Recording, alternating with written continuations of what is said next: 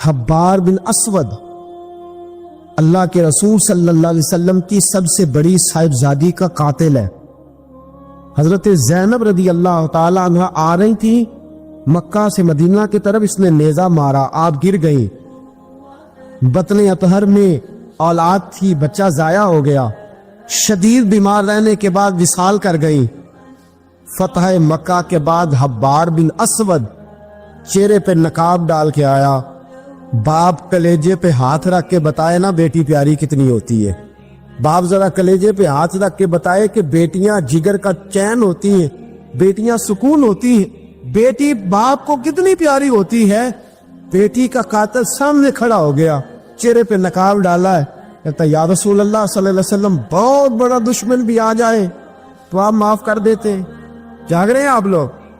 فرمایا بہت بڑا دشمن بھی آ جائے تو معاف کر دیتے ہیں۔ حضور نے فرمایا حبار چہرے سے نقاب ہٹا، بیٹیاں بھولا نہیں کرتی، تو کلمہ پڑھ میں تجھے بھی معاف کرنے کو تیار۔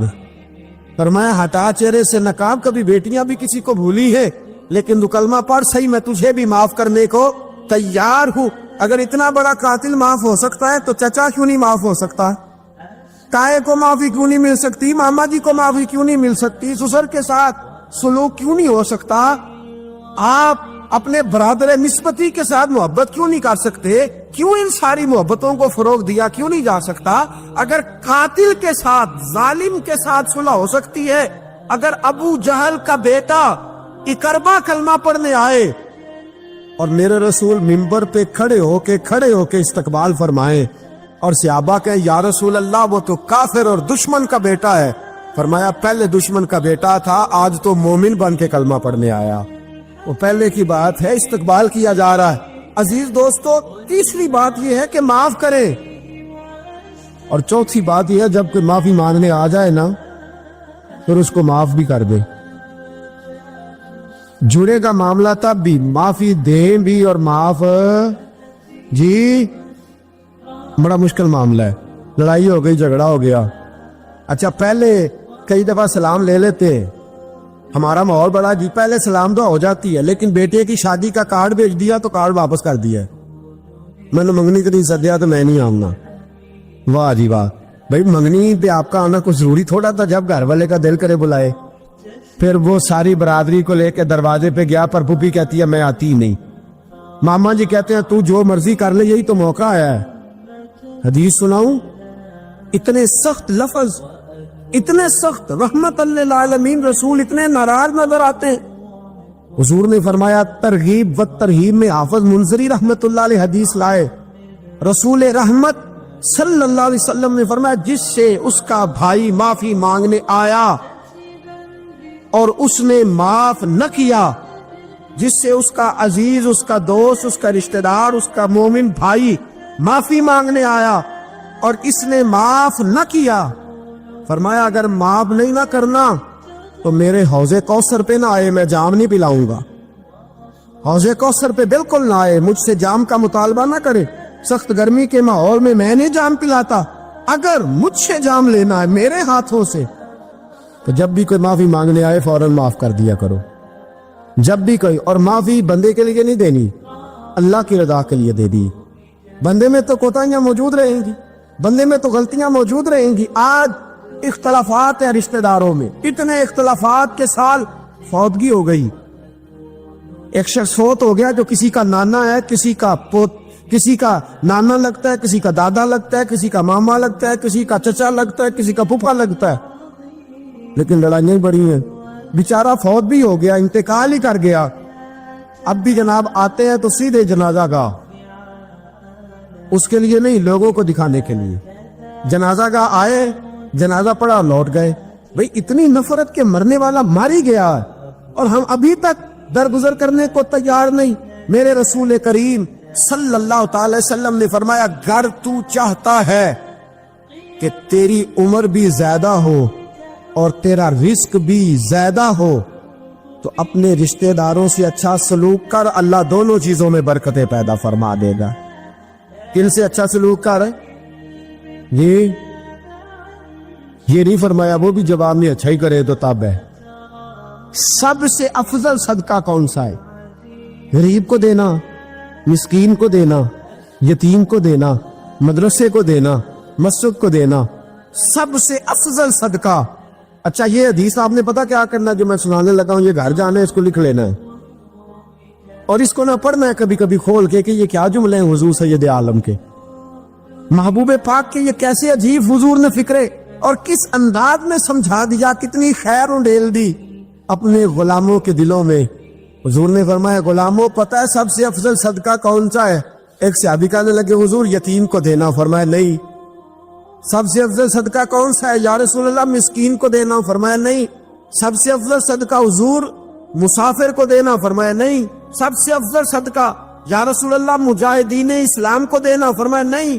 حضور پھر بڑی قابل غور حدیث، جاگیے گا ذرا آنکھ کھولیے گا، ذرا ٹیک چھوڑیے گا، ذرا عجیب انداز دیکھیے گا میرے ماں بھئی حدیث میں فکرے کیسے بیان فرمائے۔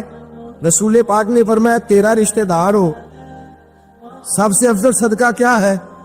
تیرا، بولیے یار، تیرا رشتہ دار ہو اور غریب ہو، حقدار ہو، اور اگلے لفظ بڑے عجیب ہیں، تیرا رشتہ دار ہو، غریب ہو اور تجھ سے ناراض ہو۔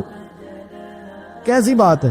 فرمایا تیرا رشتہ دار ہو، غریب ہو اور تجھ سے ناراض ہو، فرمایا کسی بھی طریقے اس کے گھر صدقہ پہنچا دے، سب سے افضل صدقہ کرنے کا ثواب لکھا جائے گا۔ سب سے افضل صدقہ، تیرا رشتہ دار بھی ہو، ضرورت مند بھی ہو اور تجھ سے، سبحان اللہ، ہمارا تو حال یہ ہے کہ اس کو کسی طرف سے آتا بھی ہو تو ہم روک دیتے، کہتے نہیں ایڈا تگڑا کام کر رہے ہیں تسی اینو کالی دیندے ہو، یہ تو چار منڈے نے کما کے کھان ہو، صاحب اس کو کیا بھائی؟ فرمایا تیرا رشتہ دار ہو، حقدار ہو، ضرورت مند ہو، شرط یہ بھی لگا دی کہ ساتھ تجھ سے ناراض بھی رہتا ہو، اس کو تو صدقہ دے گا تو اللہ تجھے سب سے افضل صدقہ کرنے کا ثواب عطا۔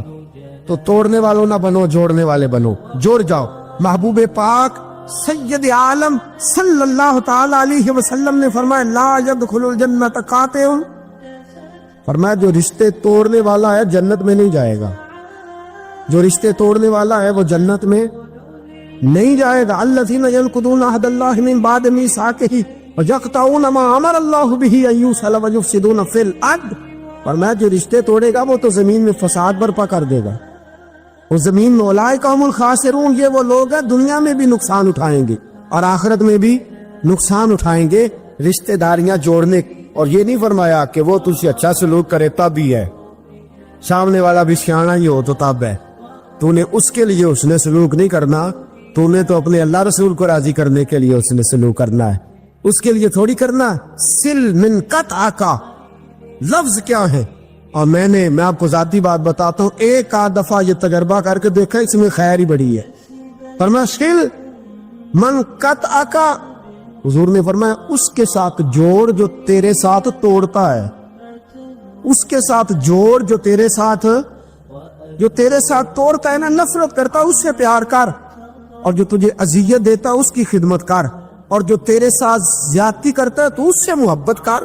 اصل پیار تو یہ ہے، جوڑنے والے سے تو سارے جوڑ لیتے ہیں، محبت کرنے والے سے تو سارے محبت کر لیتے ہیں۔ فرمایا من قطع کا، اس کے ساتھ جوڑ جو تیرے ساتھ توڑے، جو نفرت کرے اس سے پیار کر، پھر تیرے ضعف کا پتہ چلے گا، پھر تیرے حوصلے کا پتہ چلے گا، پھر تیری دلیری سمجھ میں آئے گی۔ تو دوستو جوڑنے والے بن جائیں، پیار کرنے والے بن جائیں، نفرتیں نہیں محبتوں کو فروغ دیں۔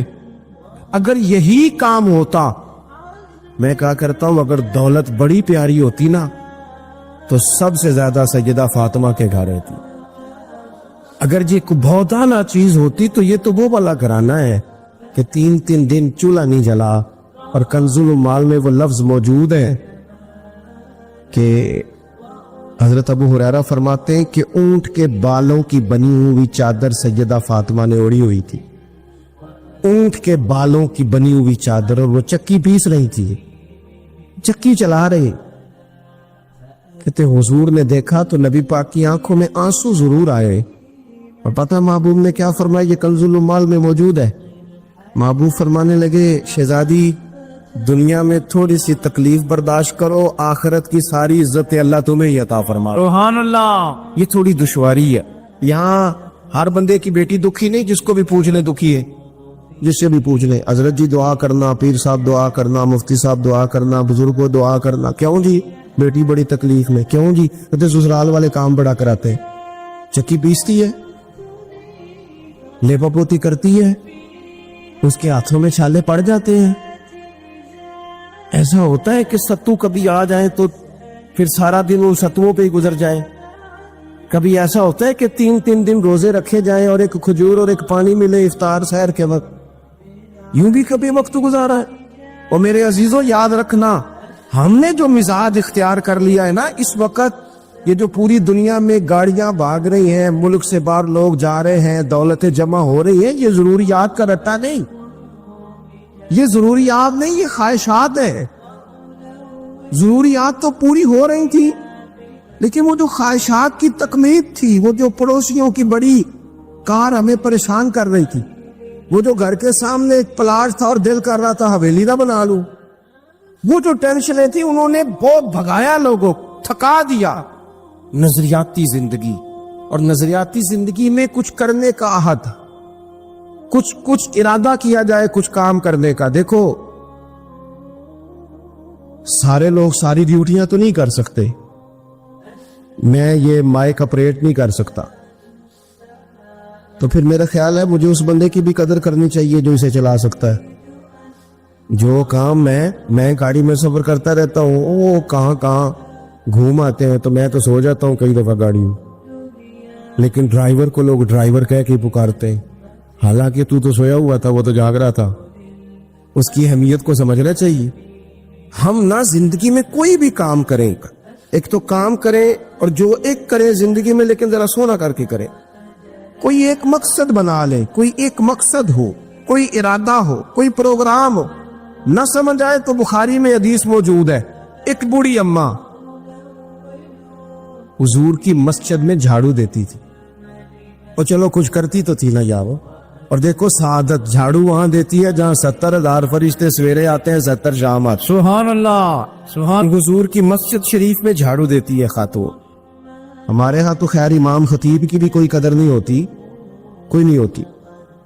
امام کبھی کو مشورہ دے لے تو کہتے ہیں سلامہ زیادہ دیندہ ہے، مولوی نماں لے آؤ، یہ مشورہ زیادہ دیتا ہے، اس کو چینج کرو۔ اور مسجد کے خادم کی کوئی حیثیت، لیکن جو مسجد میں جھاڑو دینے کی فضیلت ہے نا، حضرت بابا فرید صاحب سے جب کو بندہ کہتا تھا نا دل بڑا پریشان ہے، تو بابا صاحب کہتے تھے مسجد میں جھاڑو دیا کر، اللہ سکون عطا کرے گا۔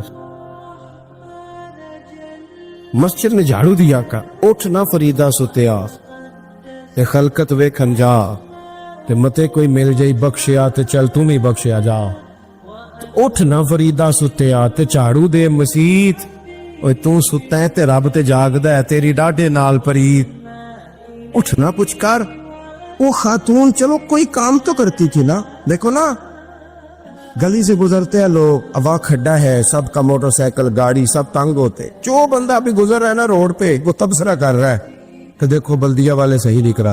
تبصرہ جو سارے کرتے ہیں، ایک کئی تے ایک دابڑا، 2 بندے درکار ہیں، راستہ ٹھیک ہو جاتا ہے، پر اتنی محنت کرنے کو کوئی تیار، کیونکہ ہمارے ملک میں جو شے سب سے عام ہے وہ تبصرہ ہے۔ تبصرہ کرو صبح شام جتنا ممکن ہے، تبصرے کرو، ڈیوٹی یہی ہے ہماری۔ وہ خاتون مسجد شریف میں جھاڑو دیتی تھی، کوئی زندگی کا مقصد تو بنایا، کوئی نظریہ تو ہے۔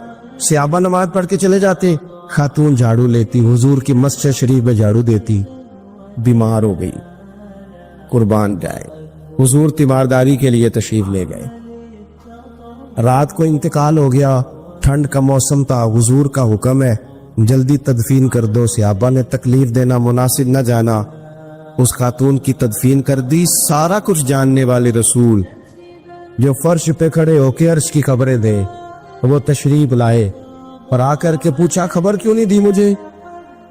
اس بوڑھی کے جنازے کی کوئی کام تو کرتی تھی نا، کوئی ڈیوٹی تو کی نا، خبر کیوں نہیں دی؟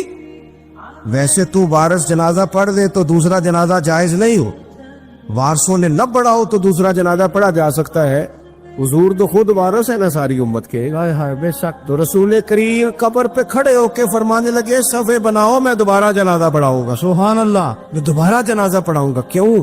زندگی میں کوئی خدمات تو ہے نا, کوئی ڈیوٹی تو ہے نا. پہلے تو ہم کچھ کرتے نہیں, اور اگر کرتے بھی ہیں تو صرف دوسروں کا دھیان ہی رکھتے ہیں. دوسروں پر توجہ ہوتی ہے کہ فلانا فلانا. بھئی آپ اپنا کام کریں, کچھ زندگی میں کر گزرے, کوئی ڈیوٹی کرے. اگر زندگی نظریاتی ہوگی, دیکھو ڈھیر سارے لوگ ہوتے ہیں, نام میرا شاید آئے گا کہ مدرسہ انہوں نے بنایا ہے, مسجد انہوں نے بنائی, میرا ہی نام آئے گا اگر کہیں میں بناؤں گا. لیکن زمین دینے والے کا بھی ایک کردار ہوتا ہے, اس میں نقشہ نویس کا بھی ایک کردار ہوتا ہے, اس میں ایک اینٹ خرچ کرنے والے کا بھی کردار ہوتا ہے. پھر وہ کام ختم نہیں ہوتا. سریا, وہ لینٹر ڈالنے والے جو ہوتے ہیں ان میں جو سریا باندھنے والا ہے وہ بھی ایک قیمتی کردار رکھتا ہے. پھر کہتے ہیں الیکٹریشین کو بھی بلاؤ. پھر یہاں بھی کام ختم نہیں ہوتا. پھر اور اس کے گرد ڈھیر سارے لوازمات ہیں. جو بندہ جو کردار ادا کر, عالم اگر کتاب لکھ بھی دے تو ہو سکتا ہے کتابت نہ کر سکے, اور اگر کاتب بھی ہو تو ہو سکتا ہے اسے پبلش نہ کر سکے. تو یہ کچھ نہ کچھ خدمات, کچھ نہ کچھ ڈیوٹیاں. حضرت مولا علی شیر خدا نے چھوٹی عمر میں کہا تھا یا رسول اللہ دین کی مدد بھی کروں گا, آپ کی حفاظت بھی کروں گا. 63 سال عمر پائی اور ہر میدان میں اگلی صبوں میں, ہر میدان میں اگلی صبوں میں, ہر میدان میں اگلی. حضور سے وعدہ کیا تھا یا رسول اللہ ڈیوٹی کریں گے, خدمت کریں گے. ہمارے ہاں یہاں تو منصوبہ بندی ہو رہی ہے. امام غزالی سے آ کے کسی نے کہا حضور کو بندہ مخلص ملتا ہی نہیں, یہ بھی غلط ہو گیا, وہ بھی غلط ہو گیا. تو امام صاحب فرمانے لگے چل تو ہی مخلص ہو جا, تیری شکل میں تو کچھ لوگوں کو مخلص بندہ مل جائے, کچھ کر تو صحیح, نہ صرف تبصرے. حضرت مولا کائنات نے عمر مبارک ساری دین کی خدمت میں لگائی. تو جب 63 سال کی عمر میں خنجر لگانا تو لوگ تو کہتے ہیں نا میرے پتر کا دھیان رکھنا اور میرے بچوں کا خیال کرنا اور فلانی ڈیوٹی کرنا. تو جب خنجر لگا تو حضرت علی کیا کہہ رہے تھے؟ فرما رہے تھے مجھے کعبے کے رب کی قسم علی تو کامیاب ہو گیا ہے. یہ دیکھو پانی پرن سہیلیاں تے رنگا رنگ کھڑے تے پریا تے اس تا جانی ہے نا جس تا توڑ چڑھے. فرمایا دیکھو میں نے کوئی ارادہ کیا تھا, آج میں کامیاب ہوا. تو نظریاتی زندگی ہوتی ہے نا, نظریاتی. پھر بندہ تھوڑی سی تکلیف بھی سہ لیتا ہے. کوئی کام کر رہا ہے نا بندہ, صحیح بخاری میں حدیث ہے, ایک خاتون نے آ کے عرض کیا تھا یا رسول اللہ صلی اللہ علیہ وسلم مجھے مرغی کا مرض ہے. بڑی تکلیف میں ہو. اللہ کے محبوب علیہ السلام سب کے لیے دعا کرتے, بلکہ حضور تو دستے شفا پھیرتے تو اللہ کرم فرما دیتا. لیکن نبی پاک صلی اللہ علیہ وسلم کی خدمت میں عرض کی یا رسول اللہ صلی اللہ علیہ وسلم مرغی ہے. تو آج حضور نے انوکھی بات کی. وہ پیچھے صاحبزادہ بشیر صاحب تشریف لائے, آگے تشریف لے آئے. نبی پاک صلی اللہ علیہ وسلم نے نا جی آج نظریہ سمجھایا. توجہ ہے آپ دوستوں کی میری بات پر. حضور فرمانے لگے اگر تو کہے تو میں دعا کرتا ہوں اللہ شفا دے دے گا, اور اگر تو کرے صبر. مانا کیا ہے؟ مرغی کے ساتھ ہی گزارا کرے. اگر کرے صبر تو پھر میرا وعدہ ہے رب جنت عطا کرے گا. ویسے ہم پیر صاحب کے پاس, سید صاحب کے پاس, بزرگوں کے پاس جائیں, پیر صاحب ہمیں کہیں کہ گوڑا ٹھیک کرانا ہے, درد کے یا جنت چاہیے, ساڑا کی جواب ہے اے گوڑے دا کچھ کرو نا جی, اس فون نہیں دینا, یہی جواب ہے نا. لیکن نظریاتی لوگ نظریاتی ہوتے ہیں. نبی پاک صلی اللہ علیہ وسلم نے فرمایا کہ تو بتا, اگر تو کہے تو دعا کرتا ہوں اللہ شفا دے دے گا.